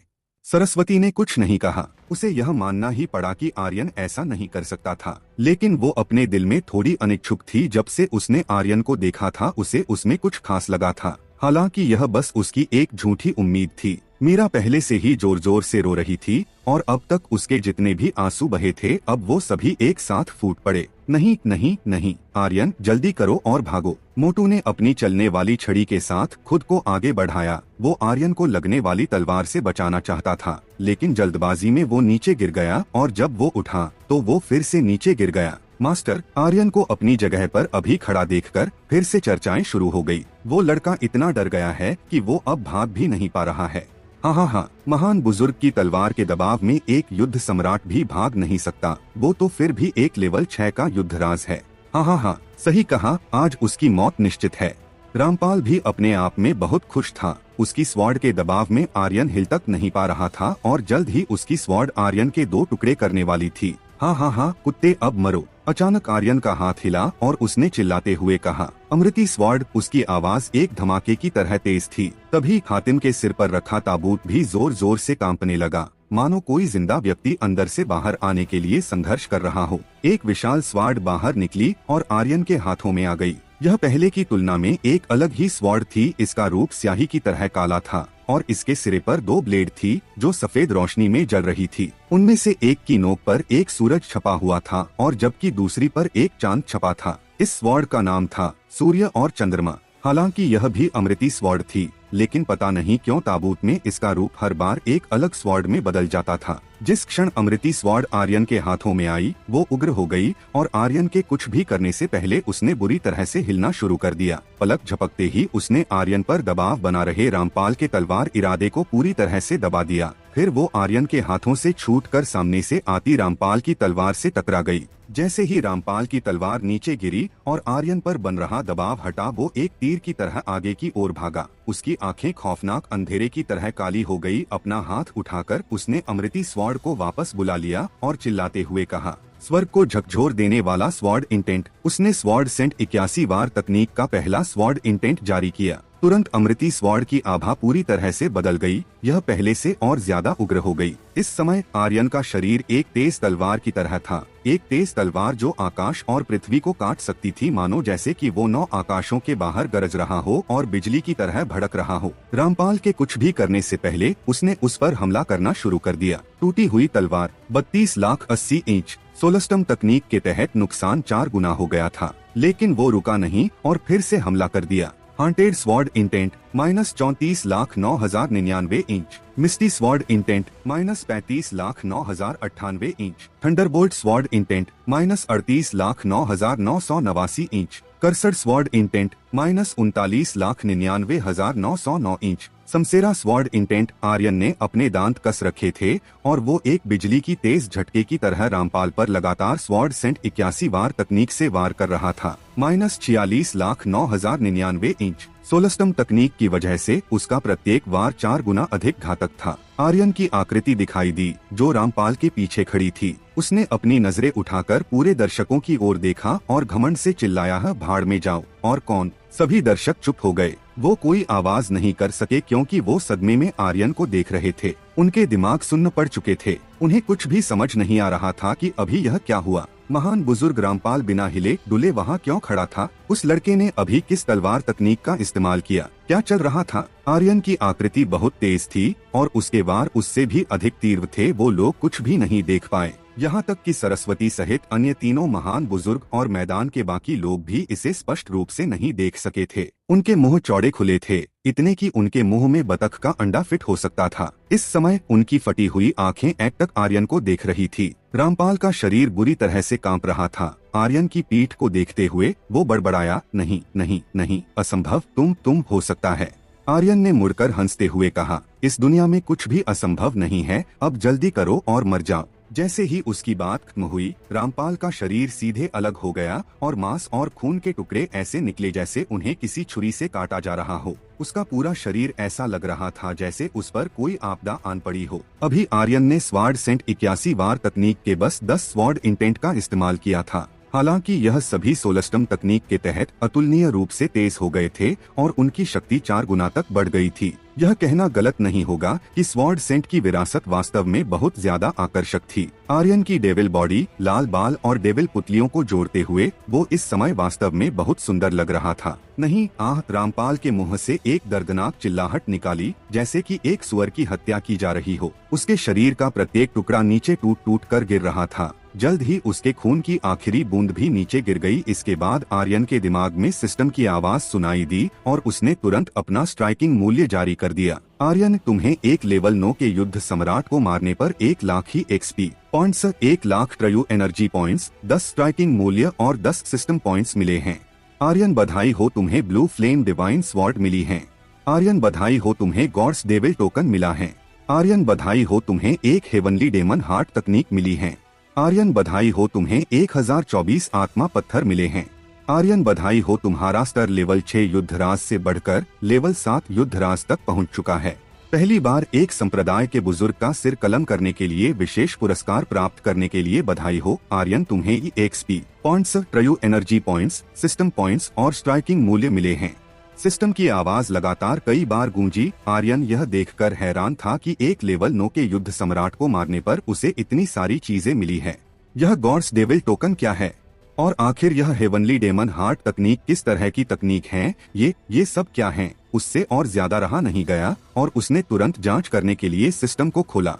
वस्तुतः गॉड्स डेविल टोकन विवरण है, यह हेवनली डेमन ब्लड एसेंस को संघनित कर सकता है और यह हेवनली डेमन संप्रदाय को आज्ञा दे सकता है। विवरण 2, इस टोकन में स्काई डेमन ट्रेनिंग स्पेस है। विवरण 3, स्काई डेमन ट्रेनिंग स्पेस में कल्टीवेशन की गति दोगुनी हो जाती है, लेकिन इसमें दिन में केवल 2 घंटे तक ट्रेनिंग की जा सकती है और यह केवल डेमन तकनीकों के लिए है। क्या हेवनली डेमन संप्रदाय को आज्ञा देना? तो क्या मैं स्काई डेमन सेक्ट का मास्टर नहीं होऊंगा? हाँ, यह बहुत अच्छा है, यह बहुत अच्छा है। सबसे अच्छी चीज तो स्काई डेमन ट्रेनिंग स्पेस है। इसमें मेरी कल्टीवेशन की गति दोगुनी हो जाएगी। इस तरह मैं आसानी से अपनी किसी भी तकनीक का स्तर बढ़ा पाऊंगा। 1 मिनट, ये क्या है? यह केवल डेमन तकनीकों के लिए है। क्या बस मैं अपनी डेमन तकनीकों का ही स्तर बढ़ा सकता हूँ? तो क्या इसमें सोलस्टम तकनीक की गिनती नहीं है? अगर मैं इसे डेविल बॉडी के साथ कल्टीवेट करूं तो क्या ये गिना जाएगा? अगर ऐसा है तो आर्यन खुशी से हंसने लगा। वो खुद से ही बड़बड़ा रहा था। इसके बाद उसने दूसरी चीज को देखा। स्किल हेवनली डेमन हार्ट तकनीक, स्टेज डेमन गॉड लेवल। विवरण है, यह तकनीक डेमन गॉड पूर्वज द्वारा बनाई गई थी और इसमें एक अद्वितीय डेमोनिक एनर्जी है। इसके अलावा डेमोनिक एनर्जी को पल भर में ट्रयू एनर्जी में भी बदला जा सकता है। विवरण 2, डेमोनिक एनर्जी को पल भर में ट्रयू एनर्जी में बदला जा सकता है, लेकिन ऐसा केवल दिन में एक बार किया जा सकता है। क्या आप इस तकनीक को कल्टीवेट करना चाहते हैं? हे प्रभु, आर्यन विवरण पढ़कर दंग रह गया था, लेकिन सिस्टम का सवाल सुनकर उसने तुरंत जवाब दिया, हाँ, कल्टीवेट करो, मुझे इसकी बहुत जरूरत है। सिस्टम, मैं तुमसे प्यार करता हूँ, जैसे एक बिल्ली चूहे से प्यार करती है ना? नहीं, बल्कि ऐसे जैसे एक कबूतर कबूतरी से करता है। वो इस समय बहुत ज्यादा खुश था। अब से मुझे ट्रयू एनर्जी की फिक्र करने की जरूरत नहीं पड़ेगी। मैं जितनी चाहूँ उतनी ट्रयू एनर्जी इस्तेमाल कर सकता हूँ। जब तक मेरे पास डेमोनिक एनर्जी होगी तब तक मैं बेझिझक किसी भी तकनीक को इस्तेमाल कर पाऊंगा। जैसे ही मेरी ट्रयू एनर्जी खत्म होगी मैं तुरंत उसे डेमोनिक एनर्जी से बदल सकता हूँ। हाँ, यह वास्तव में बहुत कमाल की चीज है। आर्यन की सभी तकनीकें और स्किल उच्च स्तर की थी, जिन्हें उपयोग करने में उसकी बहुत अधिक मात्रा में ट्रयू एनर्जी खर्च होती थी। इस चीज का अंदाजा इसी बात से लगाया जा सकता है कि उसकी एकमात्र स्वॉर्ड सेंट 81 वार तकनीक के केवल 30 वार में ही उसकी पूरी ट्रयू एनर्जी खत्म हो सकती थी। प्रत्येक स्वॉर्ड इंटेंट को जारी करने में उसकी 10,000 पॉइंट्स की ट्रयू एनर्जी खर्च होती थी। यहाँ मैदान में आने से पहले वो मोटू की रिफाइनिंग हॉल चोटी पर गया था। वहाँ उसने कुछ ऐसा किया जो वो इस जीवन में फिर कभी नहीं करना चाहता था। उसने वहाँ पर अपनी ट्रयू एनर्जी को भरने के लिए शुद्ध झरने का पानी पिया था और उसने यह 50 घड़े पिए थे। वो यह भी याद नहीं करना चाहता था कि उसने इतना पानी कितनी मुश्किल से पिया। हालांकि अगर वो ऐसा नहीं करता तो उसकी ट्रयू एनर्जी इतनी जल्दी नहीं भरती और वो यहाँ आकर सभी को चुनौती नहीं दे पाता। अब जब उसके पास हेवनली डेमन हार्ट तकनीक थी तो उसे इस तरह की शर्मनाक चीज करने की जरूरत नहीं पड़ेगी और वो जब चाहे अपनी ट्रयू एनर्जी को वापस भर सकता था। अद्भुत! आर्यन बहुत खुश था। फिर उसने स्पेस रिंग में झांक कर देखा जहाँ 1024 आत्मा पत्थर पड़े थे और उसने अपने दिल में सोचा, अब मैं बहुत अमीर हूँ, बहुत ज्यादा अमीर हूँ। फिर उसने स्नो व्हाइट से कहा, स्नो व्हाइट अब खुश हो जाओ, तुम जितने मर्जी उतने आत्मा पत्थर खा सकते हो। हाँ। हालांकि आर्यन को यह कहने की जरूरत नहीं थी। स्नो व्हाइट तो बहुत पहले से ही उसके आत्मा पत्थरों को खा रहा था। उसके अंदर शर्म नाम की कोई चीज नहीं थी। वो आर्यन की अनुमति के बिना ही हर रोज उसके आत्मा पत्थरों को चोरी करके खा रहा था। आइस फायर ने भी कहा, मास्टर क्या मैं भी इसे खा सकता हूँ? आर्यन हंसा, हाँ तुम भी खा सकते हो, तुम्हारा जितना मन करे खाओ। अभी मेरे पास बहुत आत्मा पत्थर हैं, ये मत सोचना कि तुम्हारा मास्टर गरीब है।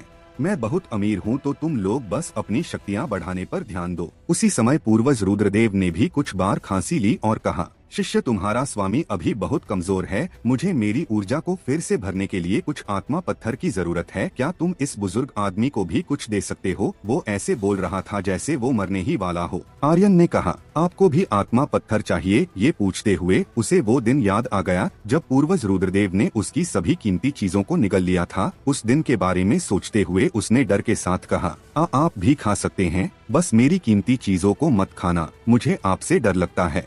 उसकी बात खत्म होने के साथ वो तीनों आत्मा पत्थरों पर ऐसे टूट कर पड़े जैसे उन्हें अमृत जल मिल गया हो। वो तीनों आपस में लड़ने लगे और पागलों की तरह एक दूसरे के हाथों से आत्मा पत्थरों को छीन कर खाने लगे। 90 आत्मा पत्थर कम हो गए, 100 आत्मा पत्थर कम हो गए, 180 आत्मा पत्थर कम हो गए। सिस्टम की आवाज लगातार गूंज रही थी। 10 सेकंड से भी कम समय में 1000 से अधिक आत्मा पत्थरों को गायब कर दिया गया था। यह देखकर आर्यन हैरान रह गया। उसके सभी आत्मा पत्थर गायब हो गए थे। एक पल पहले वो खुद को अमीर कह रहा था, लेकिन अब उसके पास गरीब कहने लायक भी कुछ नहीं बचा था। उन तीनों का मानो आज अच्छा नाश्ता हुआ हो। स्नो वाइट ने अपने चेहरे पर संतुष्ट नजर डालते हुए सीधे अपने दांत उठाए और कहा, आज के आत्मा पत्थर उतने भी बुरे नहीं थे, उन्हें मध्यम श्रेणी के आत्मा पत्थर माना जा सकता है। आइस फायर के चेहरे पर भी संतोष की झलक थी। मुझे उच्च श्रेणी के आत्मा पत्थर का स्वाद कब चखने को मिलेगा? स्नो वाइट ने तुरंत कहा, मास्टर आपको कुछ उच्च श्रेणी के आत्मा पत्थर कब मिलने वाले हैं? वो 1000 से अधिक आत्मा पत्थर करोड़ों सोने के सिक्कों के बराबर थे, लेकिन वो उन्हें पल भर में चट कर गए। आर्यन का शरीर अभी भी कांप रहा था और मानो जैसे उसने स्नो वाइट का सवाल सुना ही ना हो। स्नो वाइट ने फिर से पूछा, मास्टर क्या बात है? आर्यन ने कहा, मेरा पेट दर्द कर रहा है। तभी आइस फायर ने चिंता करते हुए कहा, क्या आपने कल कुछ गलत खाया था या अभी उस बूढ़े आदमी ने आपको घायल कर दिया है? ठीक उसी समय स्नो वाइट तुरंत पीछे हट गया और सिस्टम स्पेस के सबसे अंदर के हिस्से में छिपते हुए एक प्यारी सी मुस्कान दिखाई और कहा, मास्टर मैंने सिर्फ कुछ ही खाए थे, पूर्वज और आइस फायर ने ही सबसे ज्यादा खाए। उन दोनों ने कम से कम 1000 आत्मा पत्थर खाए, मैंने तो केवल कुछ ही खाए थे। ये तो आप भी जानते हैं कि मैं छोटा हूँ और मेरा पेट आइस फायर की तुलना में बहुत छोटा है, तो अब आप ही सोचिए कि कौन ज्यादा आत्मा पत्थर खा सकता है। और आपको पूर्वज का तो पता ही है, उनका पेट तो एक खाली समुद्र की तरह है, कुछ भी डालो सब पच जाता है। आइस फायर का चेहरा घबराहट से भर गया, वो मुड़ने में असमर्थ था और कहा, स्नो वाइट भाई मैंने अभी गिनती की थी, ऐसा लगता है कि आपने सबसे अधिक खाए हैं। आपने लगभग 500 आत्मा पत्थर अकेले खाए, मैंने और पूर्वज ने केवल 500 खाए। गलत! स्नो वाइट तुरंत चिल्लाया, आइस फायर तुम मुझे बदनाम क्यों कर रहे हो? तुम्हारी किस आँख ने मुझे 500 खाते हुए देखा? जाहिर है कि तुम्हारा पेट सबसे बड़ा है, तो तुमने ही उन्हें खाया होगा। ये बोलते हुए स्नो वाइट ने आइस फायर को आंख मारी और आइस फायर भी तुरंत समझ गया और उसने कहा, ठीक है मैंने उन्हें अकेले खाया। मास्टर क्या बात है? क्या आत्मा पत्थर आपके पेट के दर्द का इलाज कर सकते हैं?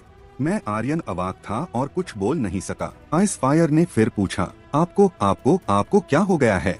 आर्यन ने एक हाथ से दीवार को पकड़ लिया और कहा, मुझसे बात मत करो, तुम तीनों में से कोई भी एक शब्द भी नहीं बोलेगा, वरना मैं तुम लोगों को बाहर निकालकर तुम्हारे निचले हिस्सों को काट दूंगा। तुम। वो इस समय खुद को ठगा हुआ सा महसूस कर रहा था। 1000 से अधिक आत्मा पत्थरों का मतलब बहुत सारा पैसा था, लेकिन अब उसके पास एक भी नहीं बचा था, एक भी नहीं। आर्यन अभी भी सोच रहा था कि चूंकि वो भाई हैं, तो वो उसके लिए कम से कम 1-2 आत्मा पत्थर छोड़ देंगे, लेकिन उन हरामखोरों ने उसके लिए एक भी नहीं छोड़ा था। यह कैसा भाईचारा था? इससे आर्यन का दिल टूटने वाला था। पूर्वज रुद्रदेव ने थोड़ी देर के लिए खांसी ली और कहा, पैसा सिर्फ एक सांसारिक संपत्ति है, मेरे अच्छे शिष्य इतनी चिंता मत करो, मैं भूल जाओ। आर्यन में अब बोलने की ताकत नहीं थी। सिस्टम स्पेस में आइस फायर ने अपना सिर खरोंच लिया और नादानी से पूछा, स्नो वाइट भाई, मास्टर के पेट का दर्द बहुत गंभीर लगता है, क्या यह हो सकता है कि वो वास्तव में उस बूढ़े रामपाल द्वारा घायल हो गए हों?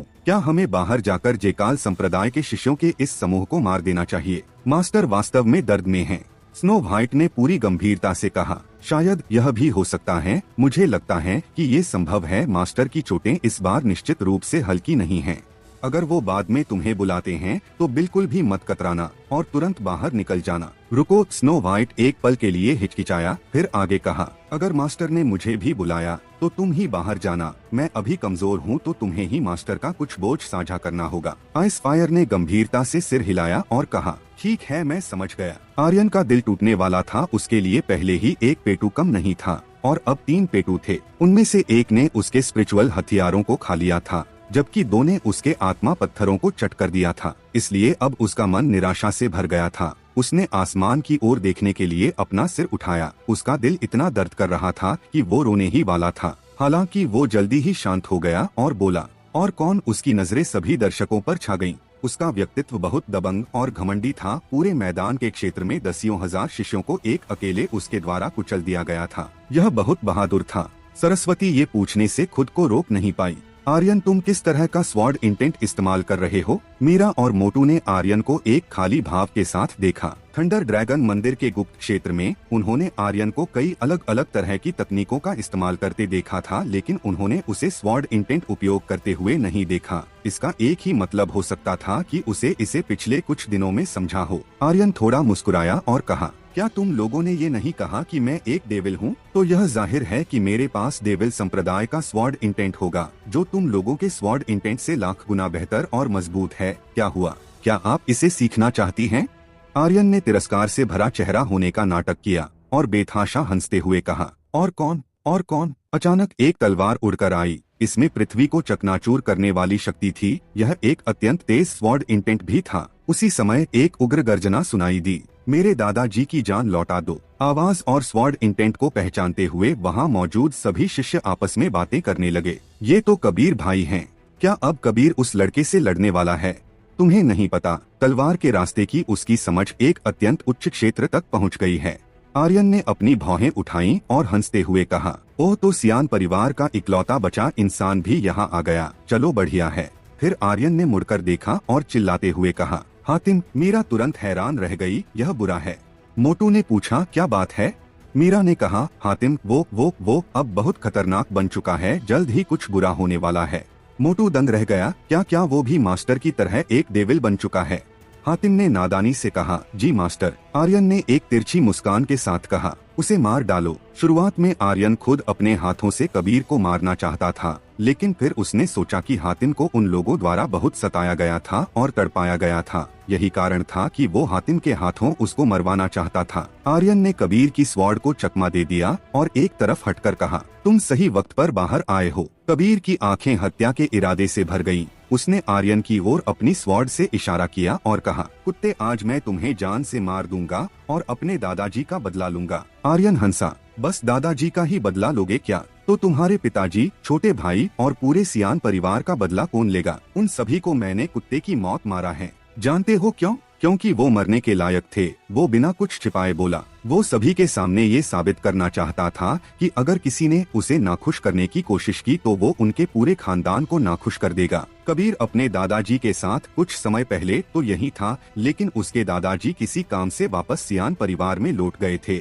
उसे समझ नहीं आ रहा था कि आर्यन ने उन्हें इतनी जल्दी कैसे मार दिया। लेकिन जब उसे यह खबर मिली तो उसका गुस्सा आसमान छू गया। वो पहले तो सबके सामने आर्यन को मारना नहीं चाहता था, हालांकि अब उसका गुस्सा उसके दिमाग पर हावी हो चुका था। कबीर ने आर्यन की ओर देखा। उसके दिल में हत्या का इरादा और भी मजबूत होता जा रहा था और उसने तेज आवाज में चिल्लाते हुए कहा, आर्यन, मैं पहले तुम्हें मार दूंगा और फिर तुम्हारे सिंह परिवार को। मैं तुम्हारे सिंह परिवार को इसके लिए 1000 गुना तड़पाऊंगा। आर्यन हंसा, तुम्हें वो मौका नहीं मिलेगा। ये बोलते हुए वो हातिम के पास गया। कबीर, क्या तुम इसे पहचानते हो? कबीर ने तुरंत ठंडी आवाज में कहा, ये सियान परिवार का सिर्फ एक कुत्ता है, हुआ करता था, अब और नहीं। आर्यन ने हातिम की ओर देखा, जिसका चेहरा अभी भी लकड़ी की तरह था, जिस पर कोई भाव नहीं था। फिर आर्यन ने उससे कहा, हातिम, अगर अब से तुम्हें कोई कुत्ता बोले तो तुम उसे तुरंत मार देना। इससे कुछ फर्क नहीं पड़ता कि वो कौन है।